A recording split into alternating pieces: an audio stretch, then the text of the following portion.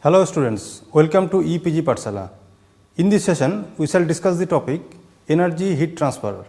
The learning objectives of this session is to have a clear understanding about different modes of heat transfer, to understand the process of heat flow in soil, to know about the heat transfer in turbulent and laminar boundary layer, to understand the concept of free and forced convection, to know about the radiative heat transfer in earth atmosphere system, and finally to know about the energy budget of the earth and atmosphere. Heat transfer is the exchange of thermal energy between physical systems. The rate of heat transfer is dependent on the temperature of the systems and the properties of the intervening media heat is transferred. The amount of heat transfer is called heat flux, which is the quantitative vectorial representation of heat flow through a surface, and such process is governed by Fourier's law. As per the Fourier's law, the rate of transport of heat energy is proportional to the temperature gradient. Mathematically, this is expressed as H is equal to minus K into dt by dz, where H is the heat flux density in a substance with thermal conductivity K and temperature gradient is dt by dz. The negative sign in this equation indicates the heat moves in the direction of decreasing temperature. The three fundamental modes of heat transfers are conduction, convection and radiation. Now let us start with the conduction process. It is a form of heat transfer produced by the exchange of translational, rotational and vibrational energy among the molecules. Heat flows from hotter body to cooler body. Thermal conduction is also called diffusion.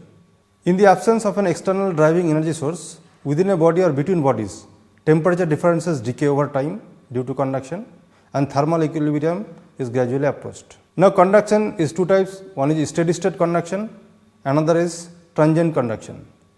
In case of steady state conduction, it happens when the temperature difference driving the conduction is constant, so that after an equilibrium time the spatial distribution of temperature in the conducting object does not change any further.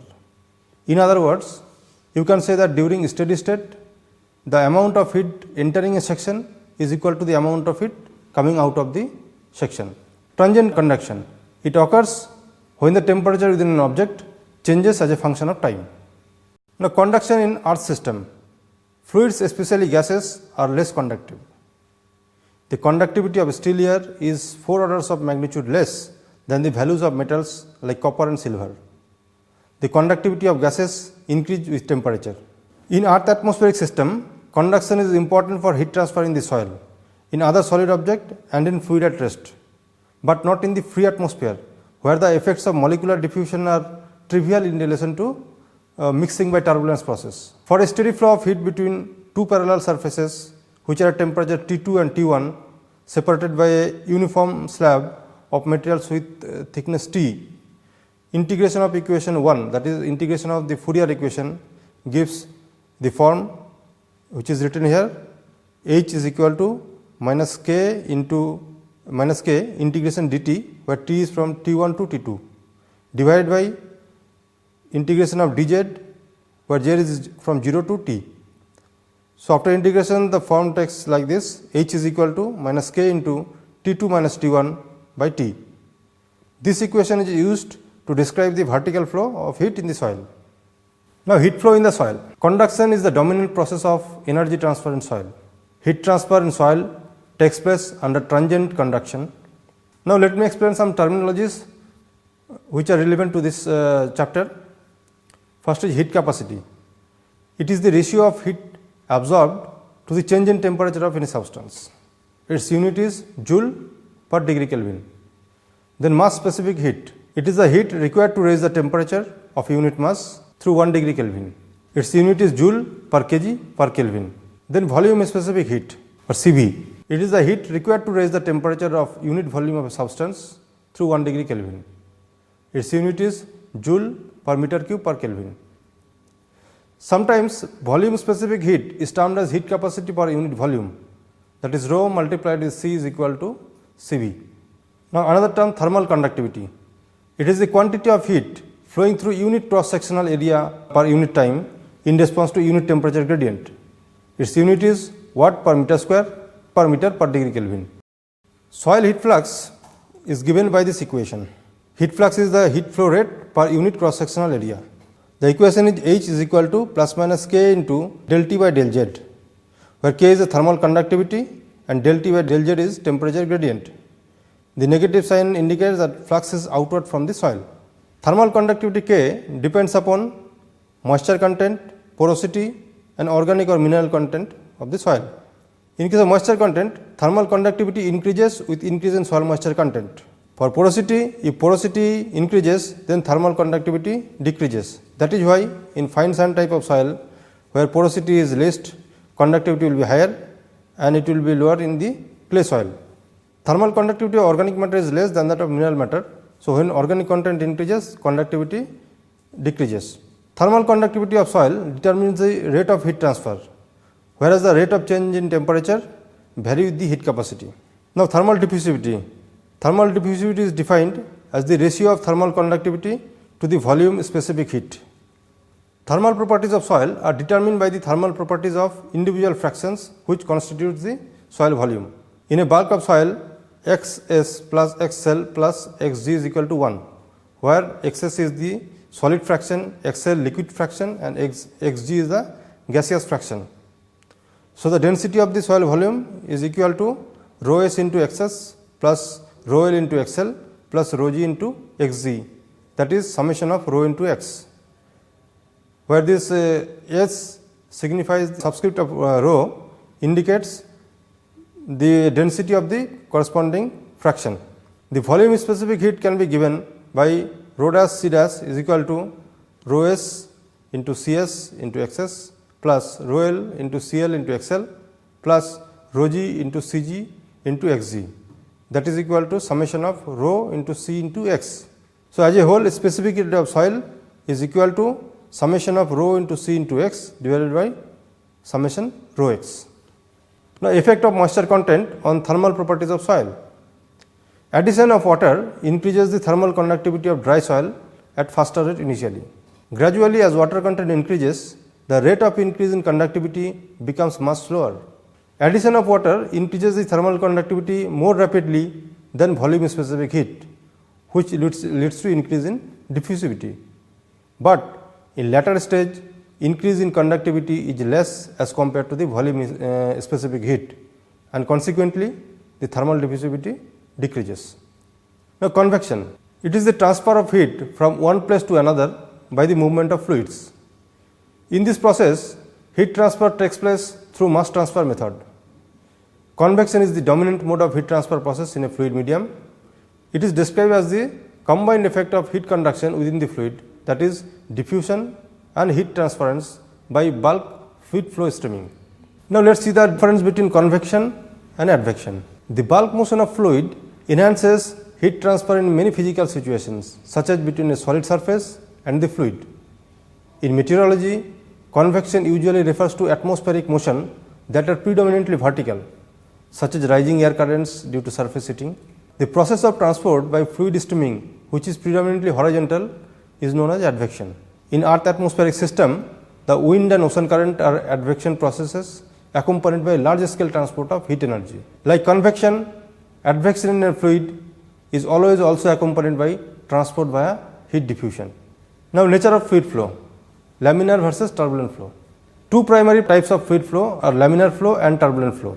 Laminar flow is a streamline flow where the flow takes place in layers, that is, each layer slides past over the adjacent layers, where any exchange of heat, mass or momentum takes place only between the adjacent layers and in a microscopic scale. In case of turbulent flow, the flow regime is characterized by chaotic changes in the pressure and wind velocity, etc.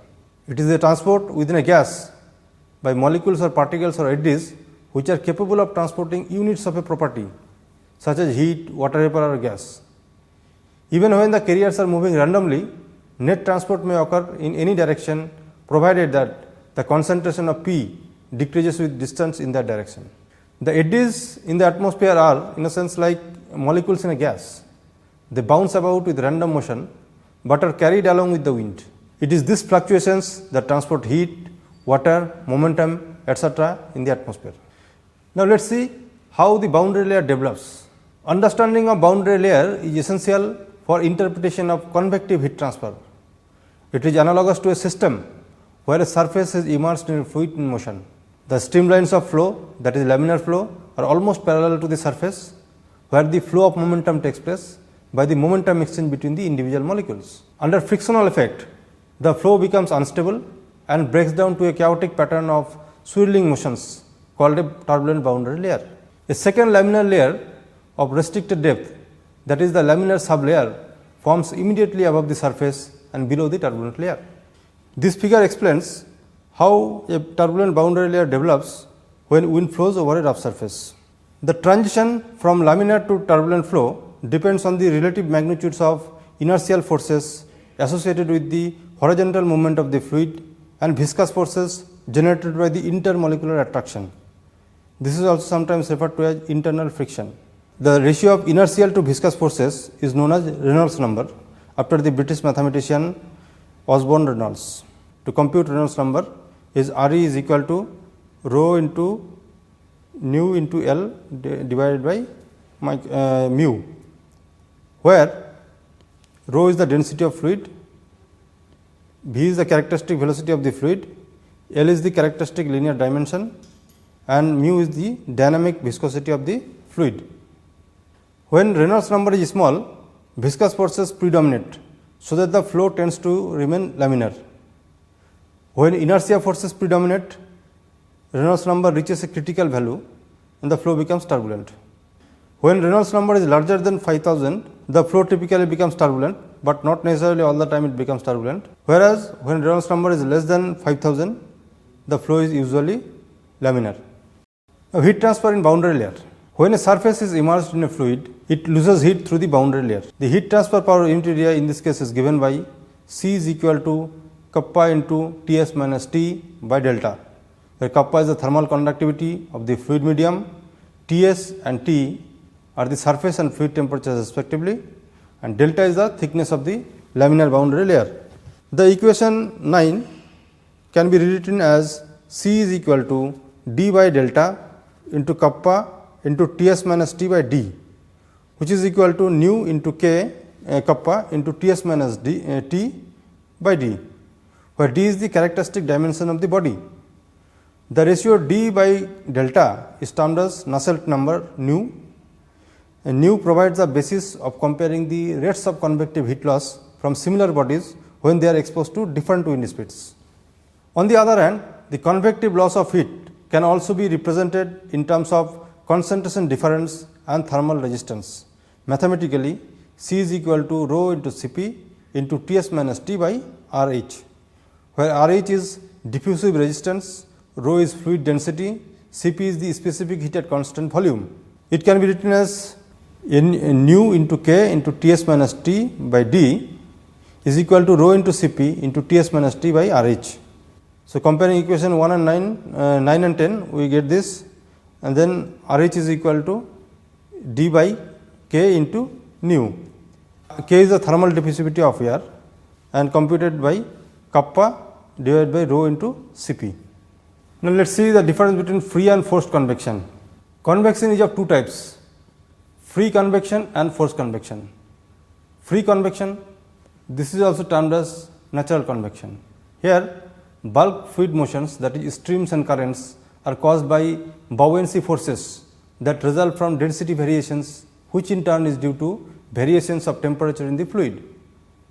Forced convection, it occurs when the streams in the fluid are induced by mechanical forces such as deflection by large scale surface irregularity, for example deflection by mountain, or any abrupt change in the surface elevation. The turbulent flow is caused by friction at the boundary of a fluid, or motion caused by any applied pressure gradient. During a windy day with overcast sky, the heat exchange between ground and air is an example of forced convection, whereas during a sunny day with a little wind, ground temperature rises and both kind of convection can take place. Magnitude of the Nusselt number depends on the character of the flow in the boundary layer, that is whether the flow is laminar or turbulent. Now, let us see how heat gets transferred in forced convection situation. In forced convection, the boundary layer of a surface is exposed to air stream, the rate of transfer depends on the velocity of flow. Nusselt's number is assumed to be a function of Reynolds number, which determines the flow pattern, and it is also a function of Prandtl number, which is related to momentum and heat transfer in the boundary layer. Prandtl number is computed using the formula PR is equal to V by K, where V is the kinematic viscosity and K is the thermal diffusivity. Nu is proportional to Reynolds number to the power n into Prandtl number to the power m, where n and m are the numerical constants. The value of nu is computed using the formula nu is equal to 0.66 into Reynolds number to the power half into Prandtl number to the power 1 by 3 for flat plate. Prandtl number is a property of fluid independent of temperature. For air, its value is 0.71. The nu is calculated using the formula nu is equal to A into Reynolds number to the power n, where A and n are dependent on the geometry of the objects. Heat transfer in free convection. Nu is a function of another non-dimensional constant called Grashof number in case of free convection. The Grashof number is a function of coefficient of thermal expansion of fluid, acceleration of gravity, characteristic dimension d, temperature difference between the surface and the surrounding, that is Ts minus T, and coefficient of kinematic viscosity V. So, mathematically Grashof number is equal to A into G into d to the power 3 into Ts minus T by V square. The numerator indicates the buoyancy force and the denominator indicates the viscous force. Larger the Gr, more vigorous is the rate of free convection. To continue with the heat transfer in free convection. For free convection, the condition can be defined as nu is proportional to the Grashof number to the power n into Prandtl number to the power m, or nu is equal to capital B into Grashof number to the power n. B is a numerical constant, as Prandtl number PR is a constant, which is equal to 0.71 for air. In laminar free convection, n is equal to 1 by 4 irrespective of the shape of the object which is losing heat. Convective heat loss through free convection is given by this following equation. C is equal to nu into kappa into Ts minus T by d is equal to B into capital G to the power 1 by 4 into kappa into Ts minus T by d, which is equal to B into in that bracket A into G into d to the power 3 into Ts minus T by V into K into Ts minus T by d, or C is proportional to Ts minus T whole to the power 5 by 4. Thus, the rate of heat transfer is proportional to the 5 by 4th power of the temperature difference between the surface and the fluid. This is called 5/4 power of cooling.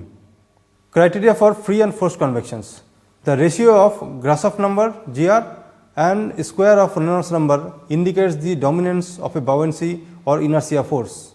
As a thumb rule, if Gr is greater than 16 into Re to the power 2, then free convection is a rule, whereas if Gr is less than 0.1 into Re square, then forced convection is the mode of heat transfer. For intermediate values, nu should be calculated for both free and forced convection, and larger numbers should be used to estimate the rate of heat transfer.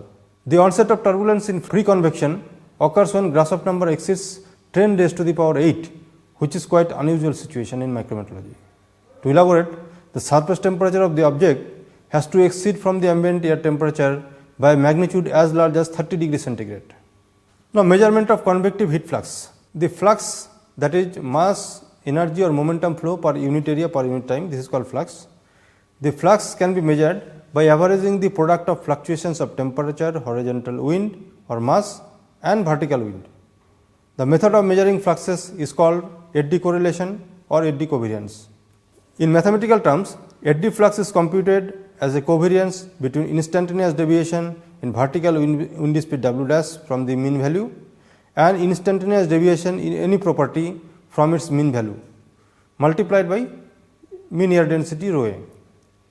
Using Reynolds decomposition, the equation is simplified as H is equal to rho into Cp into W bar plus W dash into T bar plus T dash is equal to rho into Cp into W dash into T dash over bar, where H is the convective heat flux, rho is the density, Cp is the specific heat of air, T is the temperature, over bar represents mean value, and dash or inverted comma represents fluctuation. Considering the rapidity in mixing process and sharp fluctuation in properties in the turbulent layer, this method requires fast responding measurement systems like sonic anemometer, infrared gas analyzer, etc. The flux exchange can also be estimated by profile gradient approach. It is assumed that the flow is directly proportional to the potential gradient and inversely proportional to the resistance offered by the medium through which the flow occurs. So, H is equal to minus kH into rho into Cp into dt by dz, where rho is the density, Cp is the specific heat of air media, T is temperature, Z is the distance across which the temperature is measured, and kH is the heat transfer coefficient. The heat transfer coefficient is a function of aerodynamic resistance that depends upon the horizontal wind speed, surface roughness, stability factor. Stability factor is explained in Monin-Obukov's similarity theory. Latent heat transfer. Latent heat flux is the flux of heat from the Earth's surface to the atmosphere that is associated with evaporation of water at the surface and subsequent condensation of water vapor in the troposphere. The latent heat flux over a typical moist surface is represented by lambda E is equal to minus kV into rho into Cp by gamma into d by dz, where lambda is the latent heat of vaporization, rho is density, gamma is the psychrometric constant, Cp is the specific heat of air media, Z is the distance across which the temperature is measured, and Kv is vapor transfer coefficient. Here dE by dz is the vapor pressure gradient. Latent heat flux has significant contribution to energy balance of Earth atmosphere system. A typical summertime evapotranspiration of 5 millimeter of water per day is equivalent to a heat loss of about 141 watt per meter square.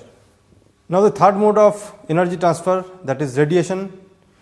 Emission or transmission of energy in the form of waves or particles through space or through a material medium is called radiation. In case of radiation, there is no intervening molecules to transfer energy from one surface to the another. Heat is transmitted through a vacuum or any transparent medium. The velocity of electromagnetic radiation is 3 into 10 to the power 8 meter per second, and it is calculated as C, that is the velocity is equal to lambda into V, where lambda is the wavelength and V is the frequency of oscillation. It is also expressed as wave number, 1 by lambda is equal to V by C. The radiative energy is derived from the vibration and rotation of individual atoms within the molecular structure. Movement of atoms result in the emission of electromagnetic radiation. Now, wavelength of thermal radiation. The infrared radiation at wavelength 3 to 15 micron is popularly known as heat radiation. Relationship between temperature and wavelength of emitted radiation is governed by Wien's displacement law, which is written mathematically as lambda max is equal to 2897 divided by T, where the unit of lambda max will be in the micron. Lambda max is the wavelength of maximum radiation and T is the surface temperature of the object in degree Kelvin. Considering the earth and terrestrial objects at a temperature in the range of about 300 Kelvin, the wavelength of major part of the terrestrial radiation is in the range of 3 to 15 micron, with a lambda max at 9.7 micron.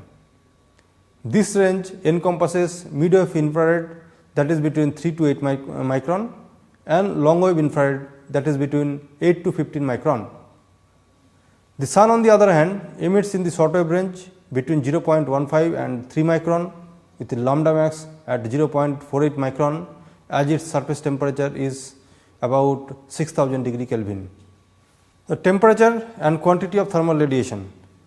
Any object at a temperature of more than 0 degree Kelvin emits radiation. The quantity of radiation is described in terms of radiant flux density, which is defined as the rate of energy transfer per unit area per unit time.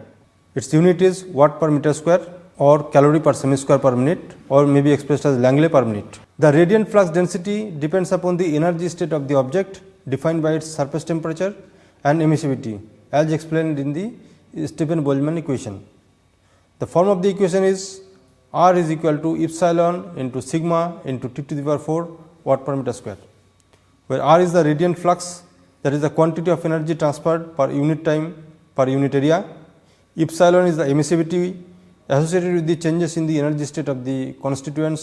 Then T is the surface temperature and sigma is the Stefan-Boltzmann constant. Thermal radiation contributes substantially to the Earth's energy budget.